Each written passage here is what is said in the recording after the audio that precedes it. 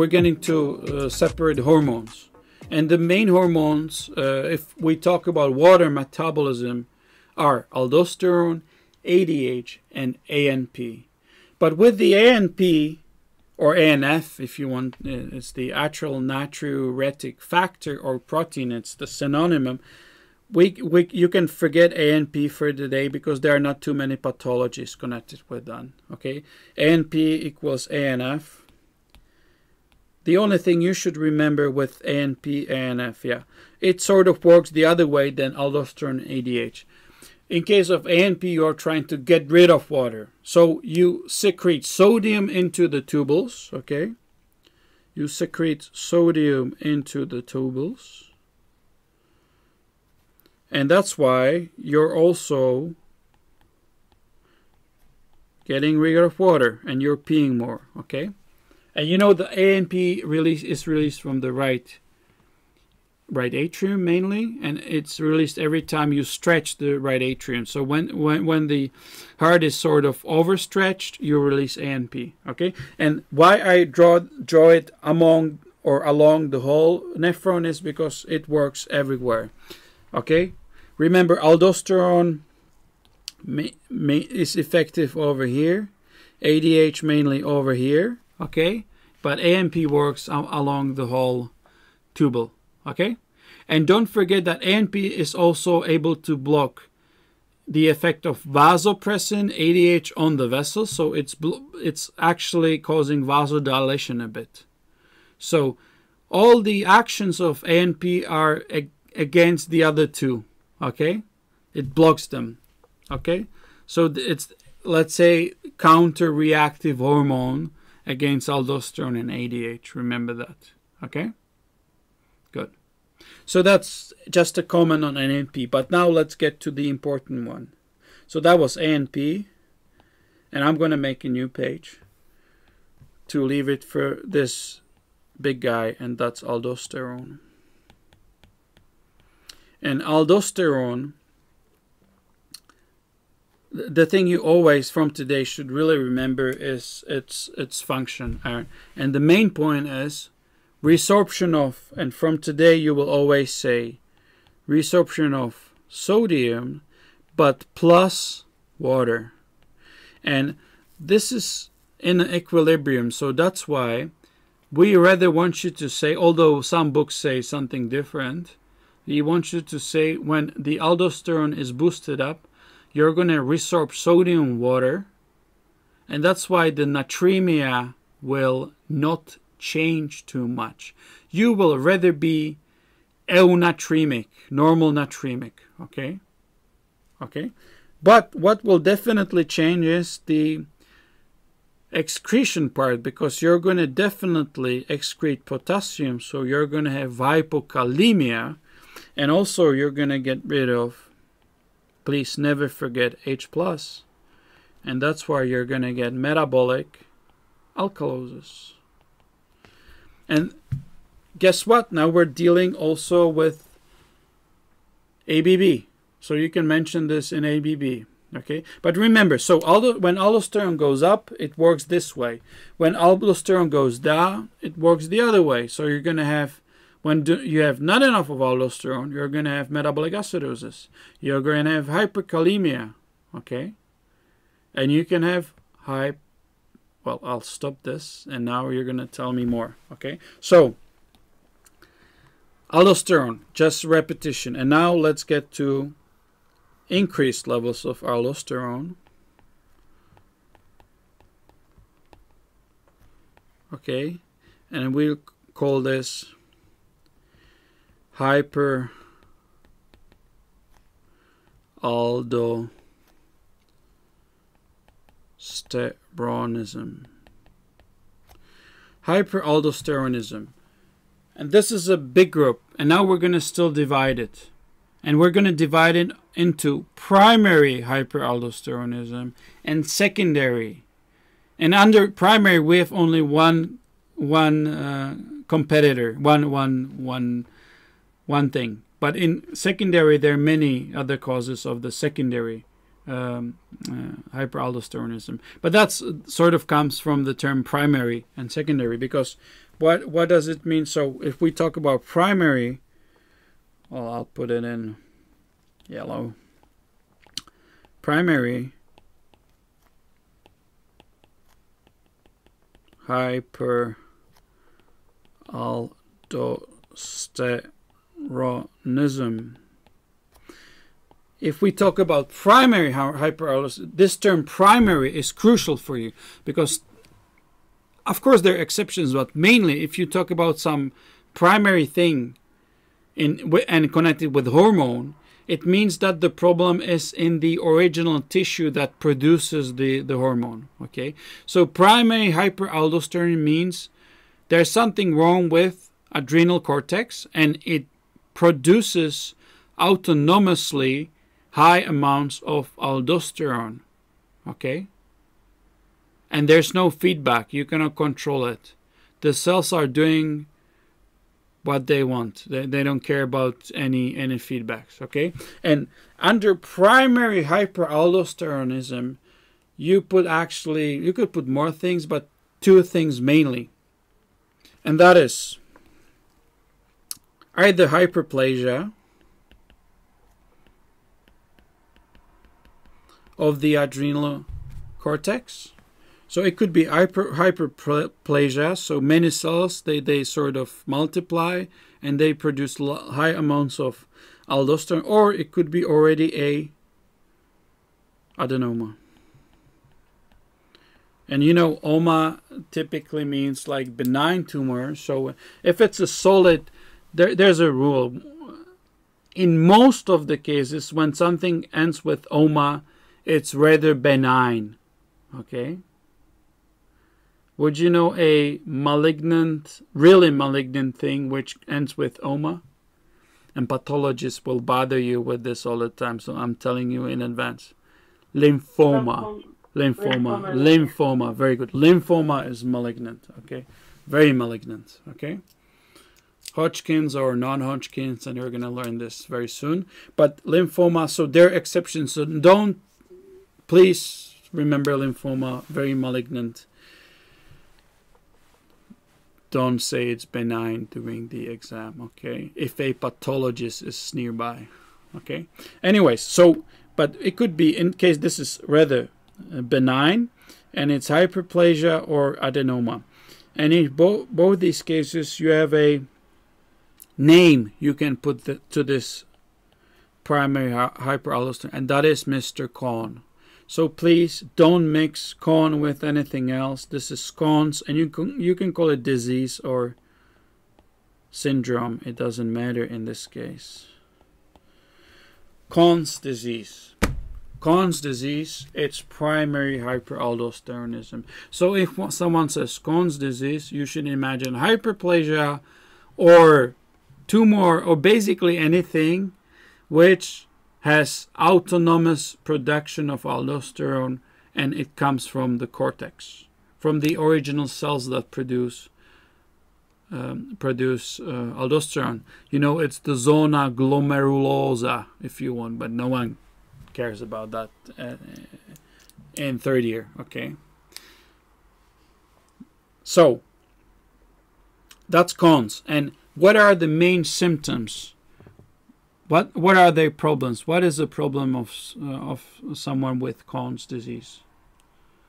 High blood pressure. Very good. So it's high blood pressure.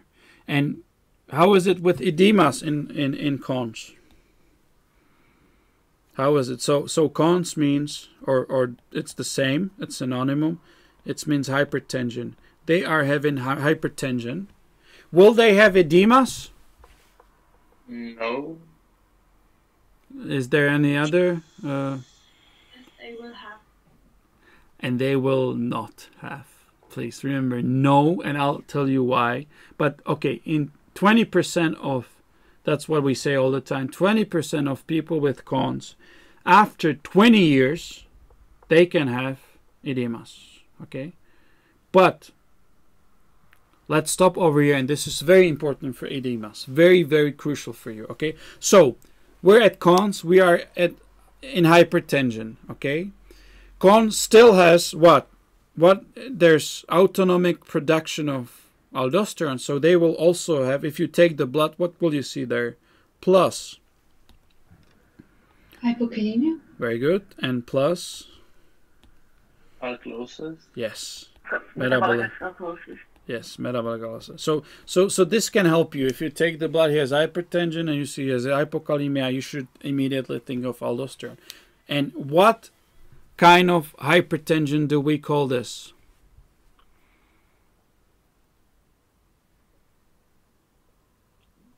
Is it like volume dependent or something? Secondary hypertension. Okay? It's called secondary. Okay? So secondary hypertension. What's the difference between the primary and the secondary? I'll tell you now, okay? But just wait a sec. In Conn's, you will see it's a secondary type of hypertension because here is a obvious cause. But remember, edemas can be seen only in 20% of patients after 20 years with Conn's, okay? So if someone asks you if there are edemas with Conn's, you will rather say no, okay? And now let's make a small detour on about hypertension, because you have many types of hypertension, but mainly we divide it into two big groups, and one group is essential hypertension or primary, and the other one is secondary. Okay, so primary and secondary. Okay, and in case of essential, it as the term says, we don't know obvious reason why it is. Now we know it's historically, but now we know it has to do with activity of sympathetic trunk. Okay? Yep. Okay. And the secondary means we know exactly the cause. So that's a group where we know it's either with increased aldosterone, whether the hormone's going to do hypertension, definitely.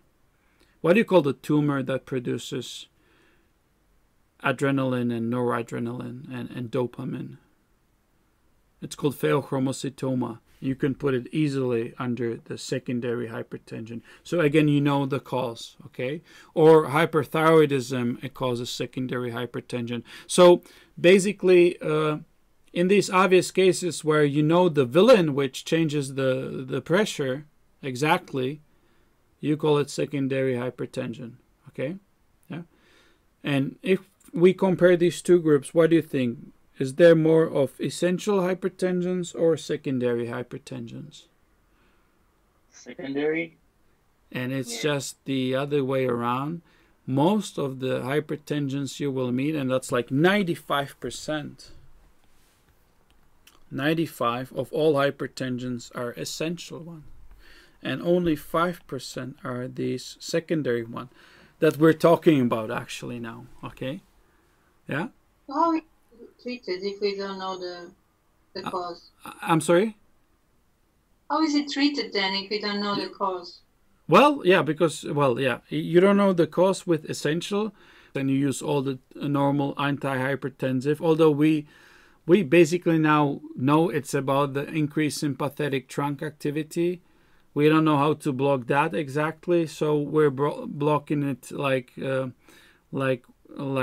artificially with these antihypertensives. So you give them diuretics, and you'll give them ACE inhibitors and whatever to decrease the pressure. Yeah, but with the secondary hypertension, it could be either with this one, it's good that we know exactly the cause. So if you start early in treating hypertension, you can really like cure them, because it depends which type of what cause it is, but basically you can be really, let's say, causal in a way. But again, it depends. Yes? Sorry, and you mentioned that the essential hypertension is mainly nowadays related to sympathetic trunk problems? Yes. Okay. So you should imagine all the COVID patients at so fat, yeah? Rather fat with hypertension, that's very likely a COVID selection, okay? Yeah? Good. Okay, but you don't have to be, you can have hypertension and you don't have to be fat, but very likely this is more common than opposite. Okay, but anyway, so essential hypertension, you got 95% of it. But anyways, I'm going to be a patient who has only hypertension. I'm having really serious hypertension, let's say essential one in this case. Will I have edemas? It's not Conn's. I'm having hypertension. Only hypertension. That's my only problem. Arterial hypertension. I'm having 180 over 120. Will I have edemas? Not necessarily. Very I good. don't think so. Very good. No edemas. That's very important, because remember, what is the what is the other name we call hypertension? We call it a silent killer. So it couldn't be a silent killer if you would have edemas immediately. That's like showing off. I'm here. Okay, so you don't know. They don't have edemas. They can have hypertension for 10, 20 years and they don't know. But unfortunately, what this leads to? What? Death? I'm sorry? Death? Like... Well, yeah, but still. So remember, hypertension really speeds up the atherosclerotic process. It's the same like diabetes. Diabetes and hypertension in this respect, they're twins, and they want to kill your arteries. Okay, and a patient with hypertension and diabetes, when he has it for 10 years or whatever, his arteries look like if he's 50, his arteries like 20 years older. Okay, like they look like arteries of a 70-year-old person. Okay. I also have another question. Yeah. So we were talking about Conn's disease and how it does not have edema, and we were going to get back to that. Are we still going? Yes. Okay. No. We're still getting back to there. Okay. So, but Sorry. don't worry. Okay, I have a system, so we'll get there. So wait, and be surprised. Okay. So, anyways, essential hypertension and secondary hypertension, and very right. You are right that there are no edemas. And why? Because if this is a capillary and another one, and the blood flows in this direction, over here you got artery, and over here you got vein, and again artery and vein. So you have the precapillary sphincters, and they are protecting your capillaries against high blood pressure. So although I'm having hypertension in big arteries and in arterioles, the precapillary sphincters over here, they're able to protect. So I'm having hypertension here, but over here, because this shuts down, this closes, I'm having enormous pressure inside. And the tissue like solves this problem by opening more of the capillaries. Okay, so there is a autonomic control local which protects the capillaries or prevents having a high pressure inside the capillaries. That's why you are not having edemas. Okay, but guess when a person with hypertension will have edemas? Definitely. When? And why is hypertension so bad? Why? Because vessels can rupture, no? Well, that's very general in a way, but hypertension. Okay, this could happen in stroke, for example. Okay, doesn't it change the flow from laminar to turbulent? Yeah. Okay. As well. Yeah. Good. But that's it depends where it is, and if it's at the place of bifurcation or whatever. But why hypertension is so bad? It's because, first of all, it kills the heart. Okay, it kills the heart. Okay, chronically. And of course, first organ which starts to fail because of high pressure, it's not the heart, but our kidneys. Remember, kidneys are very fragile to increased pressure, and in case they're in high pressure, you will chronically start to lose glomeruli, chronically, and you're getting to chronic renal failure. Okay, but heart, what is the problem with heart? Instead of waiting just, you know, light weights, like having a normal pressure 120/80, if they have to pump all the time, if the heart has to pump 180/120, then of course the muscle, after many months and years, will get hypertrophic. And that's also bad, because then when the heart gets hypertrophic, if this is a left ventricle, this is the original size, and now it grows up. So now it gets thicker and thicker, and that's why also the capillaries have harder way to supply the tissue, okay? And sooner or later, this hypertrophic heart will stop coping with the pressure and will fail. And at the moment when the heart fails, the cardiac output decreases, your pressure decreases, but first of all, the blood that was supposed to be pumped to the systemic circulation stays before the left ventricles. So it stays where? Lungs. Okay, so when the left ventricle fails after many years trying to fight the hypertension, and when it finally does, now you're having lung edema. Okay, and what's the main, and from today, please, if I will ask you, what's the main sign of left heart failure? And all of you will say dyspnea. They have air hunger. They feel dyspneic. And why? Because their lungs are swollen now, and their alveolar-capillary membrane is getting thicker. So diffusion fails, and that's why you are hunger for air. Okay, so because it's much harder, the lungs are swollen, so let's say the elasticity is worse, so you have a restriction problem. Okay, and now you are fighting and you are trying to breathe and you cannot breathe enough. Okay, so dyspnea, the main sign of failing left heart. What is and unfortunately, yeah, there could be a last kick to the heart. It's hypertrophic. And how will the heart suddenly fail? MI. Because as you're having thicker and thicker wall, then of course it's not able to supply the wall, and now you're going to have MI. And when you're having MI, what is the main sign of MI? Pain. Pain. That's the main sign. And if it's a severe MI and you're losing cardiac output, very soon or instantly you're going to have a sign of the heart failure, sudden sign, that's dyspnea. Okay? Yeah? So it would also... Yeah, what?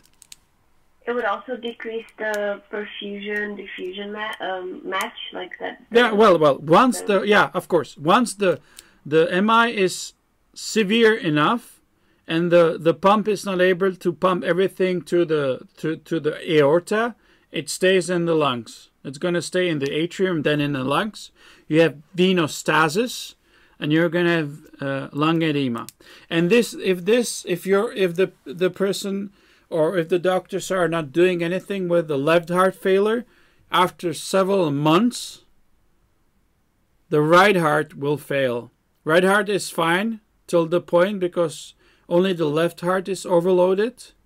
But once the blood gets stuck in the lungs, you're having pulmonary hypertension. And now the right heart has to work against a higher and higher resistancy. And sooner or later it will as well fail. And when the right heart fails, you have venostasis everywhere in the veins. So, and this is the point when... Myocardial infarction? No. Now, watch out. Now, all the vessels... Edema? Yes. Now, finally, when your right heart fails, you're going to have edemas. And those edemas will be placed where? Legs. Or? And It can be head. but depends where the lowest point of your body is, because it's dependent on gravity, remember? So if you're going to be standing the whole day, your legs going to be twice as big, because you're going to have both legs with edema, interstitial edema, okay? If you're going to be laying down on a bed the whole day, it's going to be buttocks and back, okay?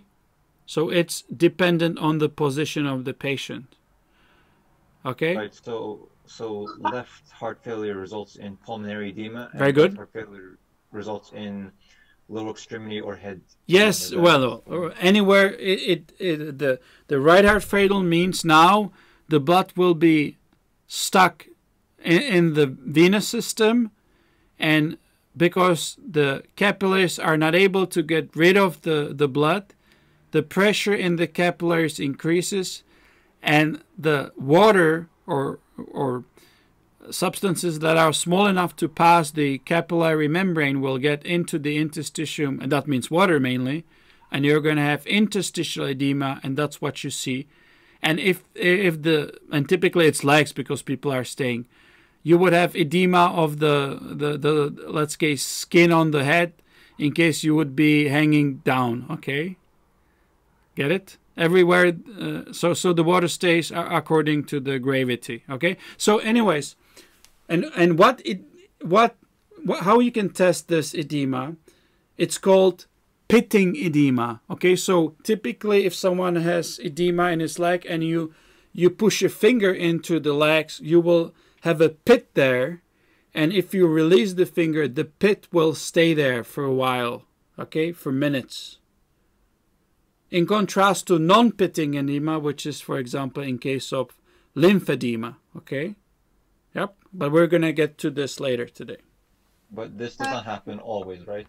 It happens every time the right heart fails. You will always have edemas, and not only edemas. You're going to have, you know, the liver is going to be like full of blood, so then you're going to have nutmeg liver, because they will change their structure, liver, and you will have what then? Ascites, okay? Okay, yeah. Yeah. Thank you so much. Good. So this is very important to understand. Left heart failure, right heart failure. But watch out, please. Now, so you got the point. So people. I have a question. Yes, but wait a sec. So people, after many years with hypertension, they will have edemas at the end, but because of another problem, because of right heart failure or something else. Okay. Yep. Yes. Very good. And okay, so question. Will those people also have anastomosis happening to them? Like, you know, Yeah. Well, depends. Every time, well, depends. I mean, yeah. For example, yeah, of course, yeah. The blood tries to get there in some other way, and depends. But with the anastomosis, it's rather like, for example, in cirrhosis. So somehow if the blood is stuck for many, let's say long term, it will change also the parenchyma of the liver. And well, if we talk about caput medusa and so on, you would rather talk about like cirrhosis in a way. So, and there are other causes of cirrhosis like alcohol and hepatitis C and whatever. And in this case, this is really blockage of the this is blockage of the let's say of the flow of the blood from the, let's say, guts towards the right heart, because there is a cirrhotic liver between it, and you're going to have anastomosis on the let's say on the skin, on the belly. You call that caput medusae, or you're going to have especially the varices in the esophagus, and those are very dangerous ones because they can bleed. And then okay, and if we talk about right heart failure, yeah, of course, if your blood gets stuck in the legs, then you're going to have some anastomosis open, and you're going to have varices as well on the legs, okay, etc., etc. Okay, yep, fine. So that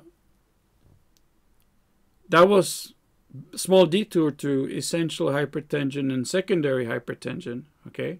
But let's go back to aldosterone. So aldosterone is an example of secondary hypertension, and as I said, you will rather not see edemas at the beginning, definitely not.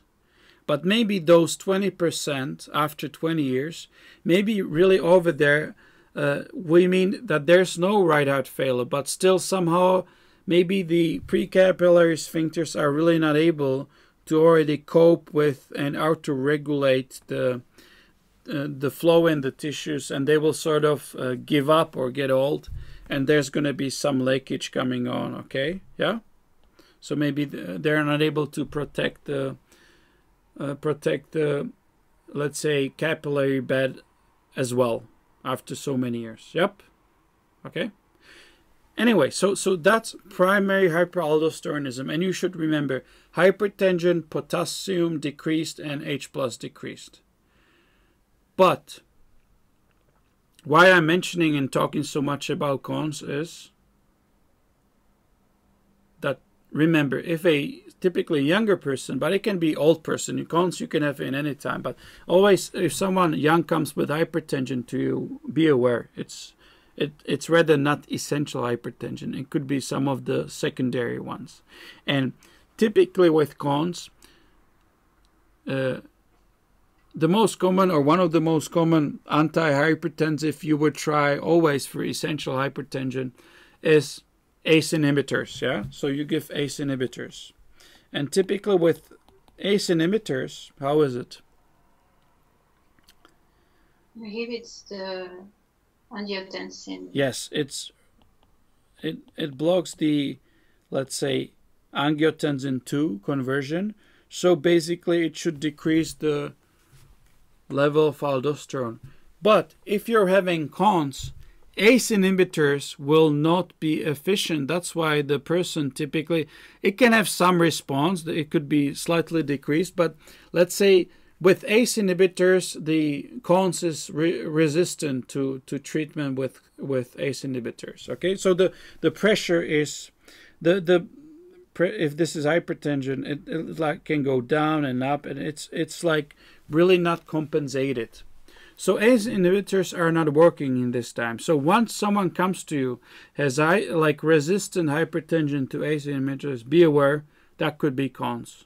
And the solution is to give them blockers of aldosterone, okay? And then it's solved, okay? Yeah? So you have to pick up a drug that directly blocks the effect of aldosterone, okay? So that's so think of it in your future, okay? So that was primary hyperaldosteronism, okay? So thanks for watching, and don't forget to subscribe and ring that bell. And as always, check the description below for supplementary questions and other materials.